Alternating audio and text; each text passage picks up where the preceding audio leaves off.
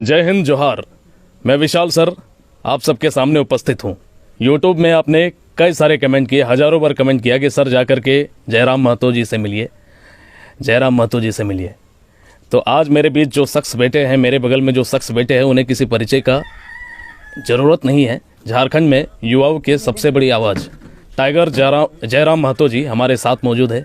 आज मैं सुबह इन्हीं से खास कर मिलने के लिए आया था, है ना। जयराम जी का स्वभाव देख करके मन गदगद हो गया। ठीक है, लग ही नहीं रहा है, हम लोग लगभग सेम उम्र के हैं, है ना, और एकदम दोस्त की तरह ट्रीट कर रहे हैं। ऐसा लग ही नहीं रहा है कि पहली बार मिले हैं। काफ़ी समय से हम लोग बातचीत कर रहे हैं और सोचा कि चलो भाई, जब मीटअप की बात थी तो एक छोटा सा गेट टुगेदर हो जाए। तो सबसे पहले तो जयराम जी आपको खतियानी जोहार और आपका भी स्वागत है। और यही है कि स्वामी विवेकानंद संस्था के परिवार में आपका स्वागत है।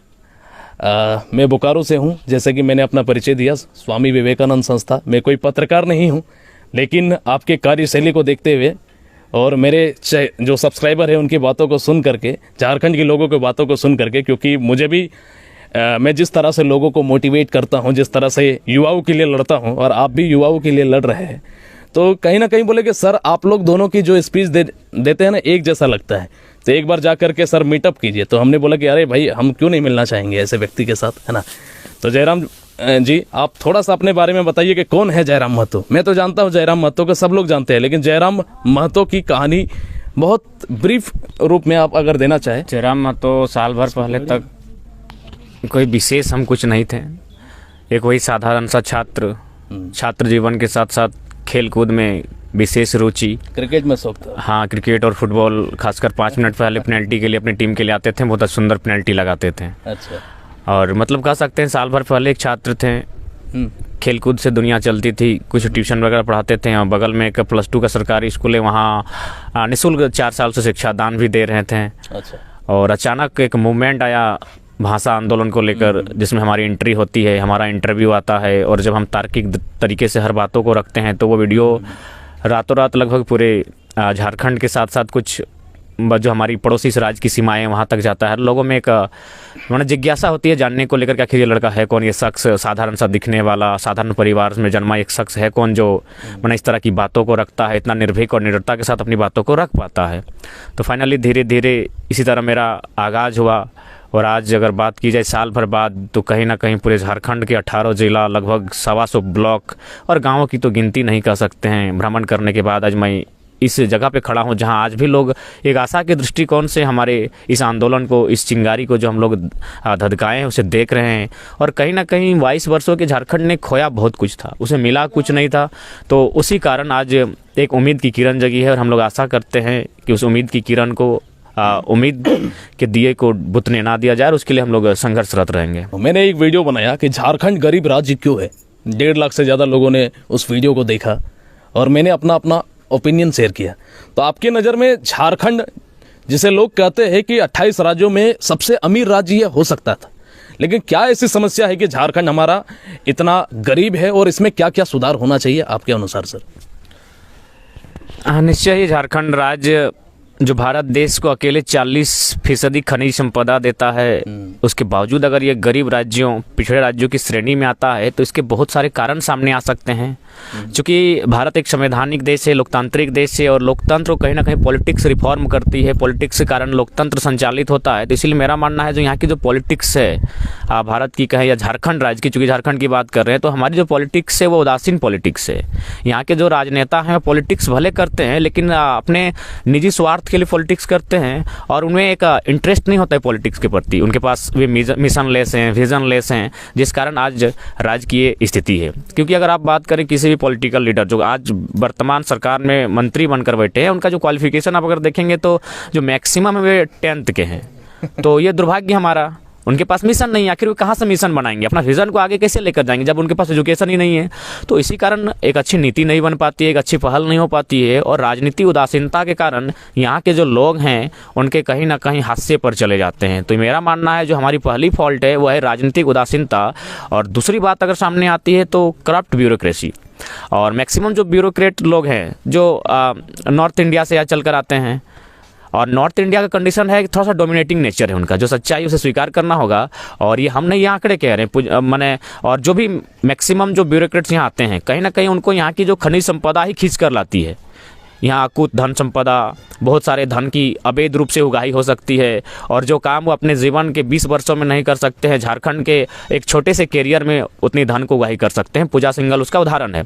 और गोपनीय आंकड़े बताते हैं, चूँकि हम लोग भी अब गोपनीय टीम के साथ बैठते हैं, कि झारखंड में लगभग 90% आईएएस ऐसे हैं जिनका दिल्ली में 15 करोड़ तक का फ्लैट है। तो ये चीज़ें सामने हालांकि भविष्य में आएंगी, आज वे सत्ता में है, आज वे पावर में, ये चीज़ें नहीं दिख रही हैं, तो ये कारण है। उसके बाद थोड़ा सा एजुकेशन का अभाव, हमें 1 पर्सन 1 वोट 1 वैल्यू का हम लोग महत्व नहीं समझ पाते हैं। जब भी कोई चुनाव आता है तो चुनाव से पहले हमारी कुछ अलग भावना होती है, लेकिन चुनाव की रात को हमारी भावना बदल जाती है।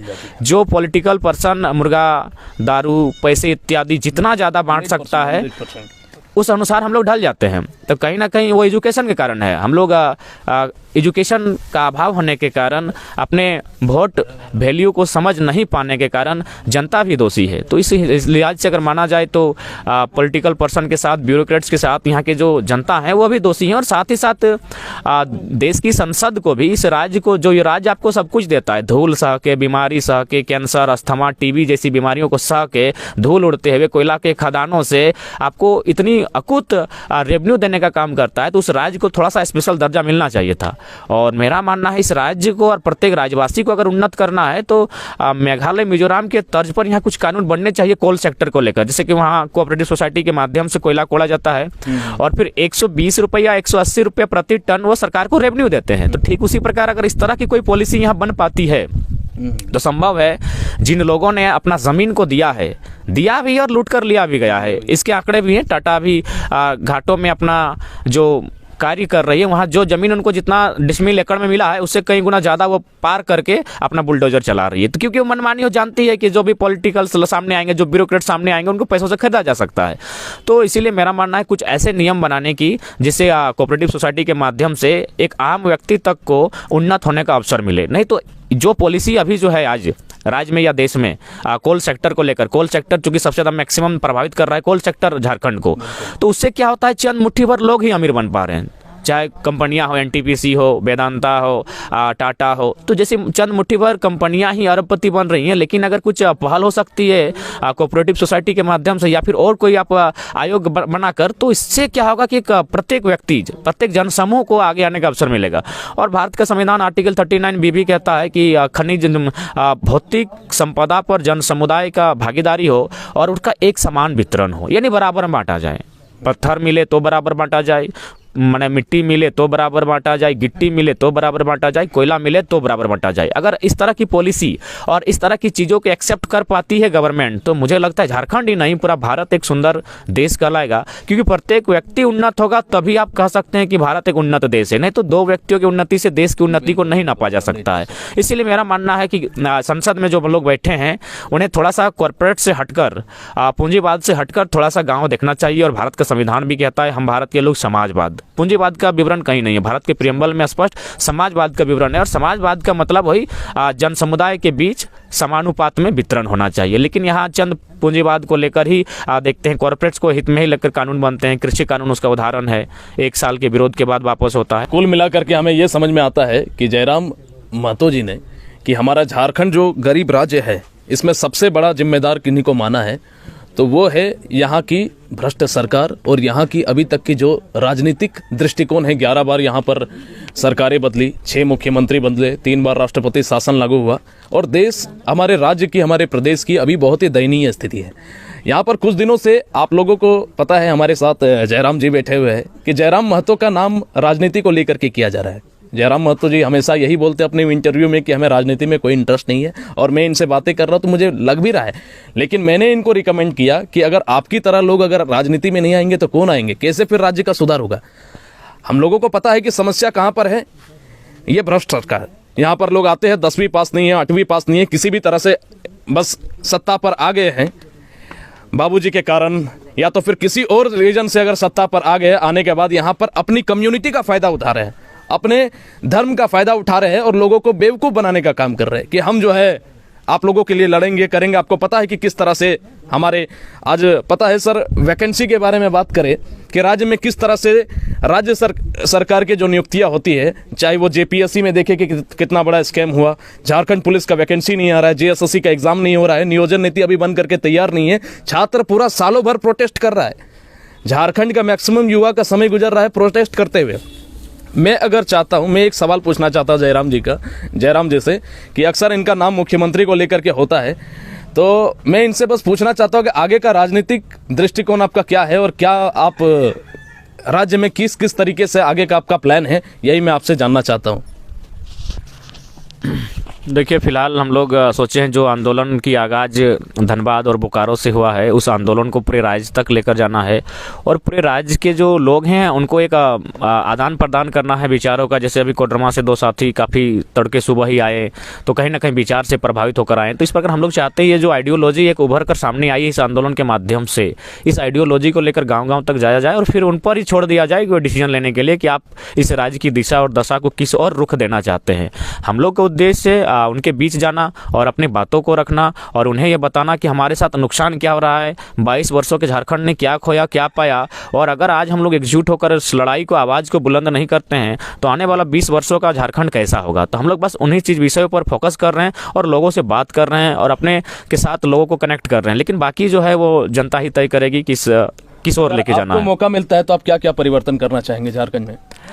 देखिए, जहाँ तक प्रश्न है तो सबसे पहला, बिना एजुकेशन के कुछ संभव नहीं है और हम स्वयं एक पीएचडी के छात्र हैं करंट में अभी। तो मेरा मानना है आज भी जो व्यवस्था है, आज अगर आप सुदूरवर्ती गाँव में खासकर जो रिमोट एरिया है वहाँ अगर चले जाते हैं तो लोग पलायन की स्थिति में हैं, अन्य राज्यों में जाकर फैक्ट्री कल कारखानों में काम करते हैं। तो उनमें एजुकेशन होना चाहिए और साथ ही साथ उनमें स्किल डेवलपमेंट हो ताकि वो अपने ही राज्य में रोजगार का सृजन अवसर कर सके। बहुत सारे स्कोप है हमारे पास। ये पहला हुआ। दूसरा, और उसके बाद रोजगार के सेक्टर को आपको देखना होगा और मेरा तो मानना यह है कि झारखंड एक ऐसा प्रदेश है जहां रोजगार के सेक्टर बहुत आसानी से उपलब्ध कराए जा सकते हैं, लेकिन चूंकि हमारी माइंडसेट में भर दिया है कि नौकरियों को लेकर, अच्छी बात है, नौकरी हर व्यक्ति के जीवन में होना चाहिए क्योंकि मानव जीवन जब तक आपमें धन उगाही नहीं होगी तब तक आपका जीवन का उत्थान नहीं हो सकता है, ना आगे आप बढ़ सकते हैं। लेकिन मेरा मानना है नौकरी का मतलब है रोजगार, तो रोजगार अन्य साधनों से भी जोड़ा जा सकता है। उसके लिए गवर्नमेंट को थोड़ा सा अपना जो मिशन है उसको क्लियर करना चाहिए। जैसे मान के चलिए अभी झारखंड की प्रमुख फसल है धान, लेकिन हमारे पास बहुत सारा जल का स्रोत है। यहीं आप देखिए बड़ाकर की नदी में डैम बने हैं, आपका मैथन डैम बना हुआ है, पंचेत डैम बना हुआ है। यहीं आप बोकारो जाएंगे तो आपका टेनू घाट है, कोणार्क डैम है, और चांडिल जाएंगे तो चांडिल डैम है, डिमना डैम है। यानी हमारे यहाँ पानी की स्रोत की कोई कमी नहीं है। तो अगर थोड़ा सा हम लोग नहरों के माध्यम से उस पानी को अगर किसानों के खेतों तक ले जाते हैं या फिर एक वहाँ छोटी छोटी इकाइयों में उस पानी का संग्रह करते हैं, उस पानी से सिंचाई की अगर व्यवस्था करते हैं तो मेरा मानना है धान के बाद गेहूँ दूसरी फसल के रूप में किसानों के हाथ आ जाएगी। और जब गेहूं आएगी यानी फिर 4 महीने का रोजगार होगा, क्योंकि धान के बाद वे वापस चले जाते हैं। जैसे कि हमारे जो मैक्सिमम मजदूर हैं वो धान की खेती के लिए घर आते हैं और फिर खेती करने के बाद वे वापस चले जाते हैं। तो ऐसे क्या होगा कि वे गेहूं के इंतजार में रहेंगे कि अब गेहूं भी लगाया जाए, और थोड़ा सा इसे मैंने एक तरह से कह सकते हैं उद्योग के रूप में दर्शाना होगा। और अगर आप बात करें तो पहाड़ों का क्षेत्र है, यहाँ पर्यटन को बढ़ावा मिल सकता है। हाँ, लगभग लाखों लाख एकड़ में सड़क बिछी हैं, तो आप यहाँ पर सरकारी बस के माध्यम से, परिवहन के माध्यम से भी रोजगार सृजन कराया जा सकता है। तो हमारे पास बहुत सारे ऑप्शन हैं, बशर्ते कोई अगर बैठकर और उस एसी कमरे से निकलकर ठंडे दिमाग से और चिंतन मंथन होकर अगर सोचे तो इस राज्य में बहुत सारे विकल्प निकलेंगे और बहुत सारे आसार आएंगे रोजगार सृजन करने के। और यही तो युवा चाहते हैं कि हमें किसी प्रकार रोजगार से जोड़ा जाए। और जो पढ़ने वाले हैं वे पढ़ने के लिए अपना स्वतंत्र रहेंगे, उनके लिए एक नियोजन नीति पॉलिसी एक अच्छी बन के आए। और 22 वर्षों के झारखंड ने अगर नियोजन नीति नहीं बन पाई है तो मेरा मानना है इसके लिए उदासीन पॉलिटिक्स के साथ ब्यूरोक्रेट्स रिस्पॉन्सिबल है। क्योंकि नीति बनती थी 2004 में कि इंटर प्लस डीएलएड चाहिए था टीचर बनने के लिए प्राइमरी, लेकिन ये बीए प्लस बीएड मांगते थे। इसलिए मांगते थे क्योंकि झारखंड नया नया था, बीएड इनके पास था नहीं, तो मैक्सिमम यूपी बिहार के लोगों को यहाँ भर दिया गया। तो इसलिए आज नीति इसलिए नहीं बन रही कि अब झारखंड के लोग भी पढ़ने लगे हैं, यहाँ के छात्र भी अब तैयारी करते हैं, पढ़ने लगे हैं। तो ये अगर पॉलिसी ठीक से बना देंगे तो मैक्सिमम वैकेंसियां इनके नाम से भर जाएंगी। तो इसीलिए कहीं ना कहीं जो ब्यूरोक्रेट्स हैं हमारे, जो नीति बनाने में जिनका योगदान रहता है, वो नहीं चाहते हैं राज्य एस्टेब्लिश हो, क्योंकि ये सभी लोग एक औपनिवेशिक दृष्टिकोण से इस राज्य को देखते हैं। सभी लोग चाहते हैं कि यहाँ नदियों का पानी है, यहाँ कोयला का खदान है, सब लोग अपना उपनिवेश के दृष्टिकोण से इस राज्य को देखते हैं और वे यहाँ पर विचरण करने के लिए आते हैं और एक बहुत बड़ी धन उगाही के उद्देश्य से आते हैं। तो ये लोग कभी नहीं चाहेंगे कि राज्य स्टेब्लिश हो और इस राज्य के लोगों का उत्थान हो। तो इसलिए मेरा मानना है कि एक अच्छी नियोजन नीति बने जिससे छात्रों को कभी और भविष्य में परेशानी ना हो, वो अपना मैंने चिंता मुक्त होकर अपने कंपटीशन की तैयारी करे। आज तो जब से ये नियोजन नीतियाँ रद्द हो रही है, हम गाँव में देख रहे हैं, आप तो शहर में पढ़ाते हैं सर, लेकिन गाँव में देख रहे हैं कम से कम 25 से 30% जो स्टूडेंट थे जो कंपटीशन को फोकस करते थे, उनका रुझान कम हो गया है। वो यही बोलते हैं कि पढ़ के क्या करेंगे, नीति क्लियर नहीं है। अब 5 साल 6 साल कोई तो 10 साल तक तैयारी करता है और जब नीति नहीं बन पाती है, नियोजन नहीं हो पाता है, तो फाइनली क्या होता है, हमारे एक परिवार का बहुत बड़ा आर्थिक जो बोझ है वो कहीं ना कहीं मेरे ऊपर खर्चा हो जाता है और उसको हम बैक नहीं कर पाते हैं, उसको हम कवर नहीं कर पाते। तो उससे अच्छा है अपने पापा के खेती में हाथ बढ़ाएं या किसी अन्य राज्य में कुछ फैक्ट्री में काम करके जुटा लें और घर में आकर छोटा सा घर बनाएं, फिर शादी ब्याह करके सेटल हो जाएं और एक छोटी सी दुकान लेकर बैठ जाएं। तो इस तरह का भी मनोभाव देखने को मिल रहा है। तो रीजन यही है कि नीति नहीं बनने के कारण एजुकेशन सेक्टर में जो कंपटीशन की तैयारी करते हैं उनमें ग्रामीण स्तर में, खासकर मैं जहां से बिलोंग करता हूं, बहुत कमी आई है। वे लोग जो तैयारी करते थे, सुबह सुबह उनके चेहरे पर एक रौनक होती थी, वे साइकिल से बहुत लंबी यात्रा करते थे, ठंड में यात्रा करते थे कि पढ़ने जाना है, पढ़कर एक नौकरी लेना है, कंपटीशन की तैयारी करना है, रातों को जगना है। लेकिन वो दिनचर्या धीरे धीरे समाप्त हो रही है, कहीं ना कहीं उदासीन राजनीति के कारण, एक नीति नहीं बन पाने के कारण आज लाखों छात्रों का भविष्य संकट में है और वे कहीं ना कहीं अवसाद की जिंदगी जी रहे हैं, हताश हो जा रहे हैं, निराश हो जा रहे हैं। और आप ही के बोकारो क्षेत्र से आत्महत्या का एक मामला सामने आया, तो बहुत ही दुर्भाग्य का विषय है। देखिए, जयराम जी से बातें सुन करके, इनकी बातें सुन करके मुझे बहुत अच्छा लगा। इनकी जो भाषा है, उस भाषा शैली में मुझे एक एजुकेटेड पर्सन की झलक दिखाई दे रही है। जो मंत्री यहाँ पर बड़े बड़े पद में आसीन हो जाते हैं, लेकिन उनके आप स्पीचों को सुनेंगे तो आपको हंसी आएगा कि जो छात्र ग्रेजुएशन पीएचडी कर लिया है, ग्रेजुएशन और पीएचडी क्यों करता लड़का, उसको सीधा शुरू में बोल देते 12 साल बाबूजी का पैसा बचा देता। वो 12 साल पीएचडी करके, 12 साल 15 साल अपना जिंदगी का पढ़ाई में दे करके, लाखों रुपया खर्च करके अगर मुर्गी पशुपालन करेंगे, हम बोलेंगे पशुपालन करने का जिम्मेवारी आप लोगों की है।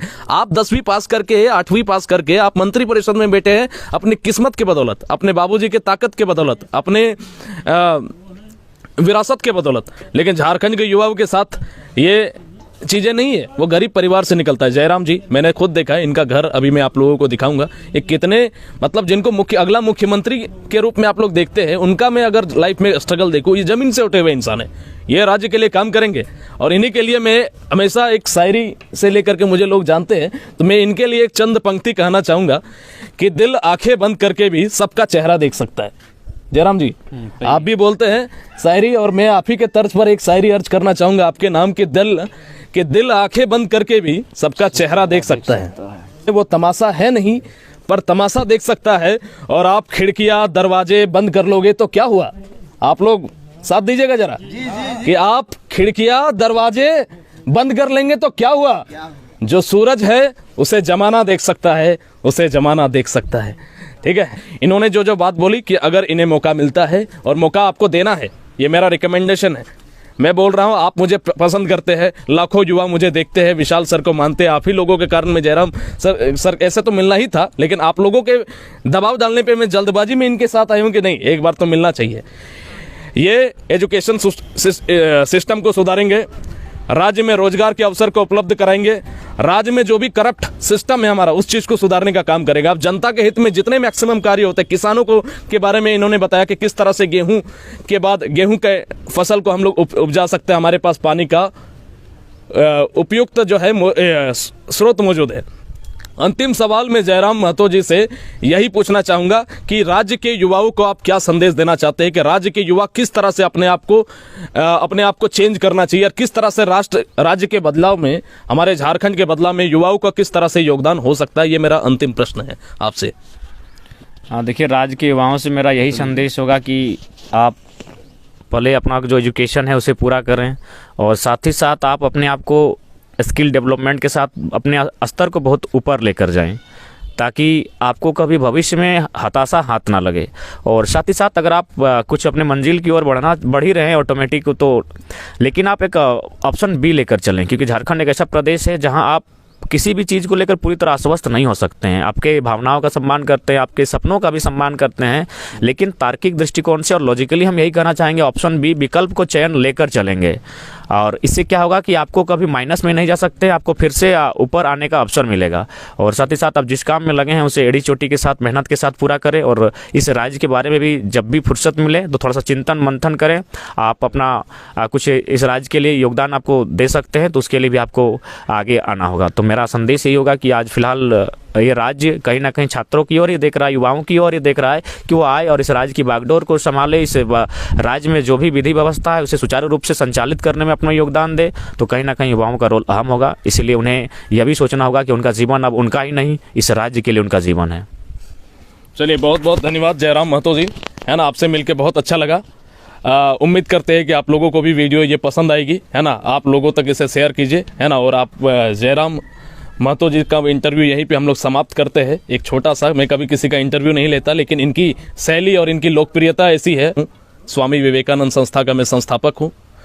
तो युवा कहीं ना कहीं एक आशा के उद्देश्य से मुझे देखते हैं। और मैं जब देखता हूँ राज्य का युवा, राज्य को बदल सकता है युवा, युवाओं की समस्याओं को युवा इंसान ही बदल सकता है, ठीक है। एक ऐसा इंसान जो जमीन से उठा है, एक ऐसा इंसान जो गरीब परिवार से निकला है, वही राज्य को बदल सकता है। और झारखंड को अगर कोई बदलेगा तो वो एक युवा ही बदलेगा, ठीक है। और मुझे लगता है कि जयराम जी के पास वो एबिलिटी है, वो काबिलियत है।